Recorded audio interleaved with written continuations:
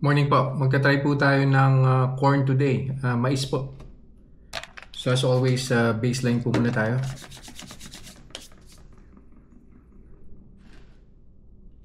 Check po natin yung blood sugar level this early in the morning.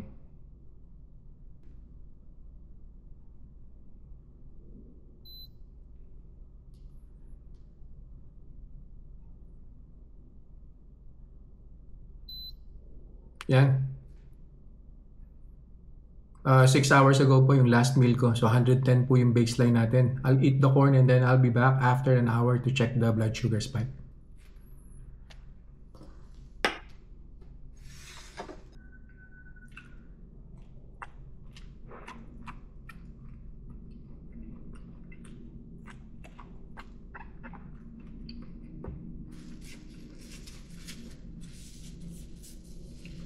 Naka 1 hour na po, kuha na po tayo ng blood sugar.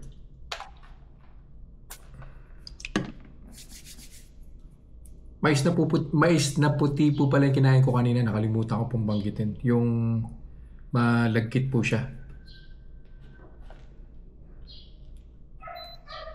Tapos tomorrow magta-try naman po tayo na sweet corn.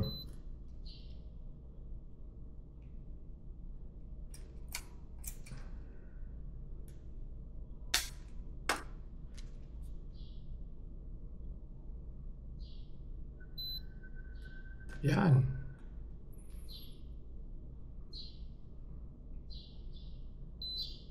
Boom. Hi. Well, I was kind of expecting it. Starchy food po siya kasi 181. So balik po ulit ako after an hour and we'll see kung ano po yung final blood sugar reading po. See ya. Second hour na po. So final blood sugar reading na po tayo. And we'll see ano po yung epekto ni white corn sa aking blood sugar.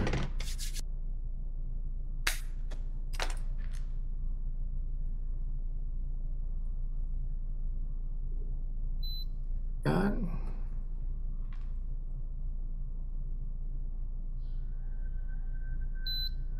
Yan.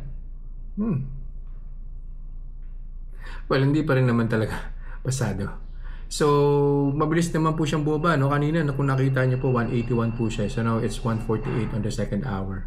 Well, still, mataas pa rin po yung blood sugar spike po niya. So, definitely, hindi ko po siya marirekomenda. See you guys. Bye.